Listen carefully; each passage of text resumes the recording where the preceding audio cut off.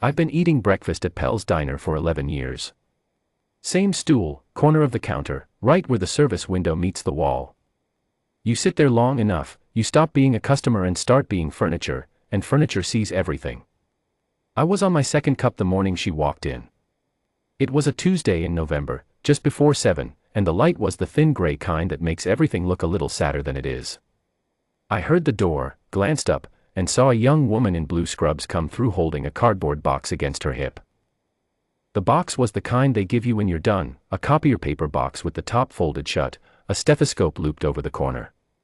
She had her hair still pinned back from a shift, but there was something in the way she moved that told me the shift wasn't what she'd just come from. Too deliberate. Like she was concentrating on putting one foot in front of the other.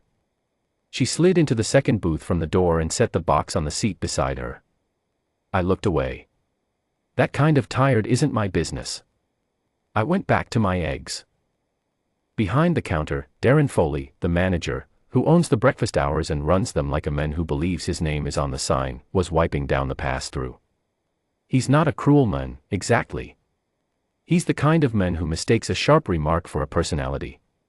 He noticed the box the way a certain type always notices when someone's down. Rough morning, he called across the counter, not unfriendly but not kind either. A couple of the morning regulars looked up. She glanced at him. Just coffee, please. Darren set the cup down without going over to pour it.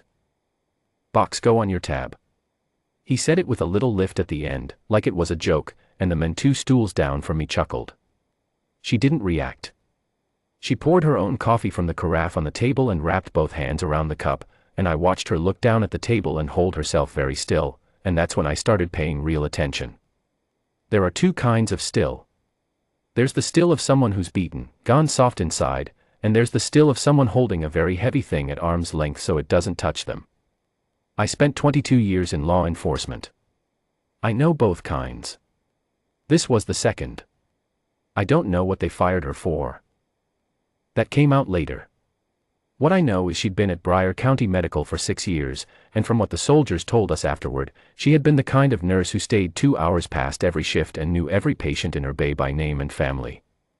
The director, a man named Colbert, who came to hospitals the way bad weather comes to good towns, in and out and leaving things changed, had been there 3 months and was tightening what he called operational efficiency, which meant headcount, which meant her protocol deviations, the paperwork said. Staying past her scheduled hours with a patient who had no one else. 6 years on the floor, and that was the language they used. Protocol deviations. She'd been escorted out at 6:45 that morning. I didn't know any of that yet. I just knew she was sitting in the second booth holding a cup of coffee the way a person holds something they're not sure they can afford to spill. The box sat next to her like a third party to a conversation nobody was having. On top, through the folded flap, I could make out the coiled tube of a stethoscope and the corner of what looked like a framed photograph. 6 years of a life in a copier paper box. She hadn't even taped it shut. The men 2 stools down from me had come in around the same time she did. I'd barely registered him. 30s, maybe, with the kind of build you get from years of hard physical work rather than a gym. Jeans and a canvas jacket, hands that looked like they'd fixed a lot of things. A faint scar along the left side of his jaw, the kind that's old enough to be part of someone's face. He'd ordered the same thing I'd ordered, eggs, toast, black coffee, and he'd eaten quietly and read nothing, which is a particular kind of focused I associate with people who've learned to eat fast when they have the chance. He wasn't watching her. Not exactly. But he knew she was there. I saw him look at the box when she first came in.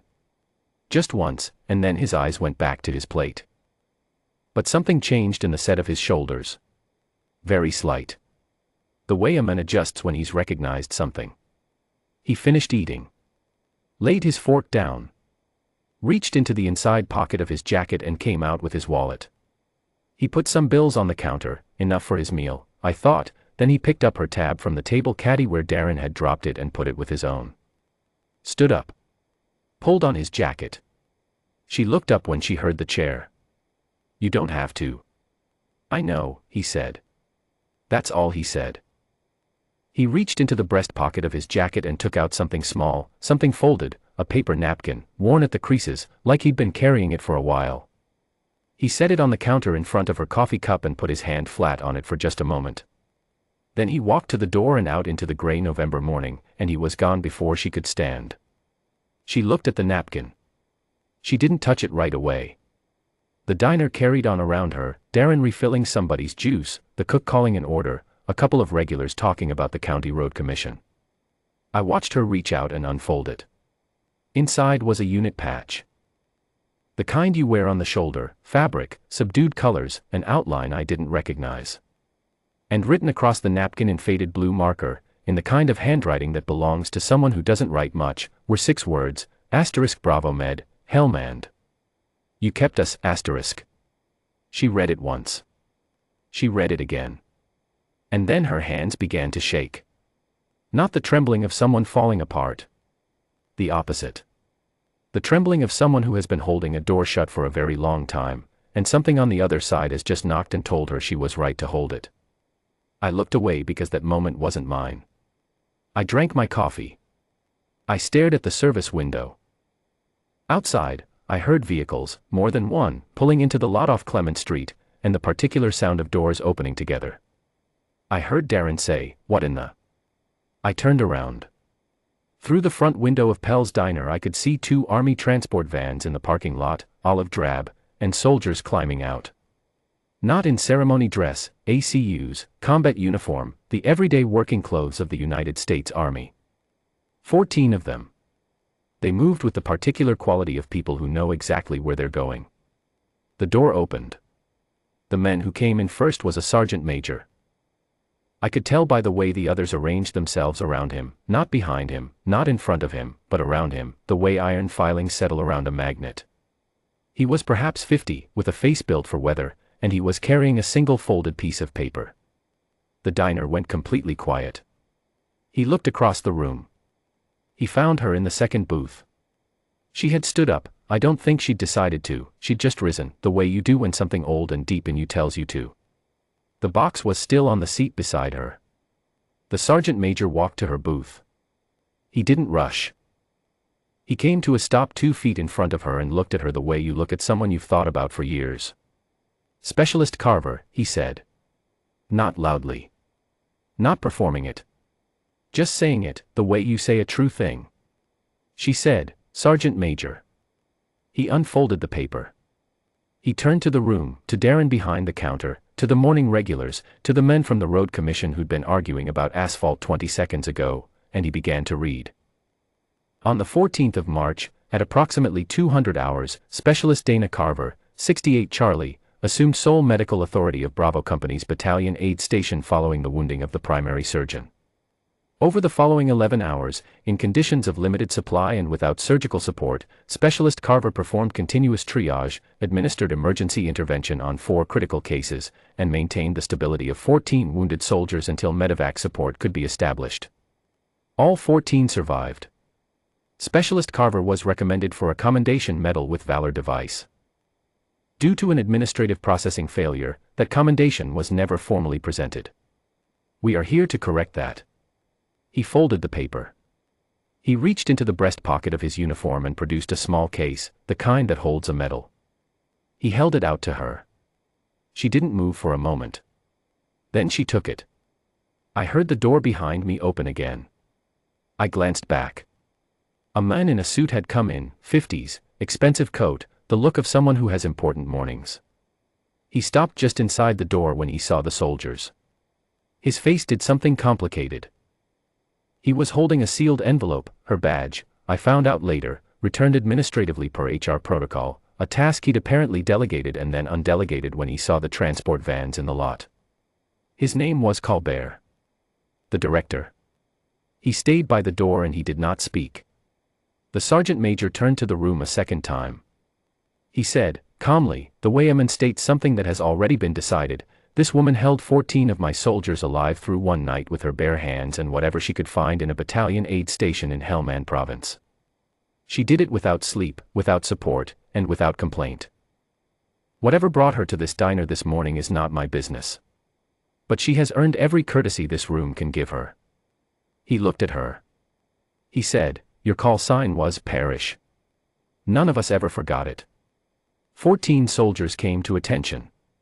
In a diner on Clement Street, in a town that had nothing to do with Helmand Province or battalion aid stations or 11-hour nights, 14 men in army combat uniforms stood at attention for a woman holding a cardboard box. I stood up. I don't know exactly when I decided to. I was just on my feet. Darren Foley put down the rag he was holding and he stood up too, which surprised me. Whatever else Darren is, he's not slow. The men by the door, Colbert, did not leave. He stood there holding the envelope and he looked at the metal case in her hands and he looked at the 14 men standing in his diner and something moved across his face that I am not qualified to name. He set the envelope on the counter near the register. He did not say anything. There wasn't anything to say.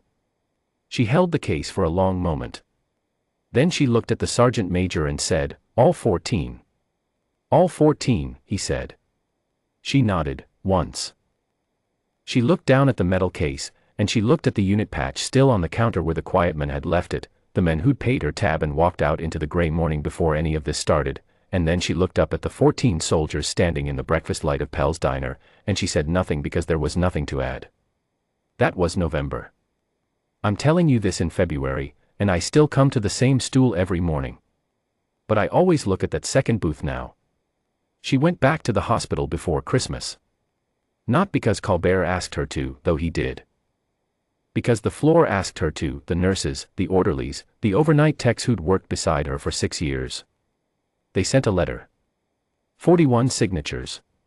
She went back on her own terms, and from what I hear she's still there, still on the same floor, still staying past her shift when someone needs her to. I've thought about the quiet man with the canvas jacket, the one who paid for her coffee and left the patch and walked out before the vans pulled in. I don't know his name. I don't know which of the 14 he was. But he'd been carrying that napkin and that patch for a while, the creases told me that, which means he'd been looking for the right moment, or the right place, or maybe just the right morning.